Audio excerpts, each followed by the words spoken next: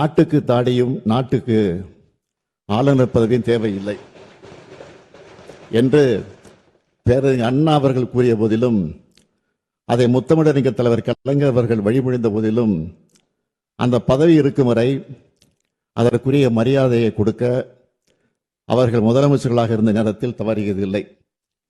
அவர்களது வழியை பின்பற்றி நானும் அதிலிருந்து இம்மி அளவும் விலகியதில்லை. இந்த அரசும் தவறியதில்லை என்று அன்றைக்கு நான் எடுத்துரைத்தேன். அந்த கொள்கையொட்டியே நான் ஆளுநர் அவர்கள் உரை நிகழ்த்த வேண்டும் என்று நடவடிக்கை எடுக்க ஆணையிட்டேன்.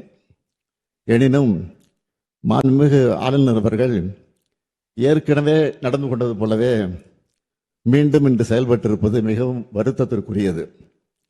தமிழ்நாடு சட்டமன்றம் 8.5 கோடி தமிழ் மக்களுடைய உணர்வுகளை பிரதிபலிக்கின்ற மாமன்றம்.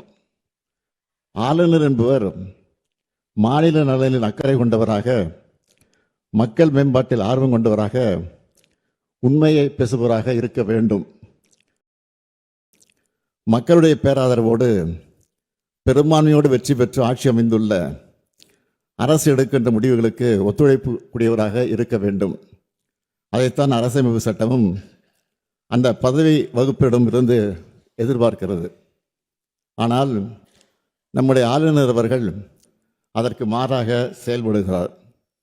மாநில நிர்வாகத்தை முடக்கவும், பொது மேடைகளில் அரசியல் பேசியும் அவதூறு பரப்பி வருகிறார். அது அவர் சொந்த விருப்பம் என்று கருதலாம். எனினும் அத்தகைய ஒரு முயற்சியை இங்கும் செய்ய அவர் முனைவது ஏற்புடையது அல்ல.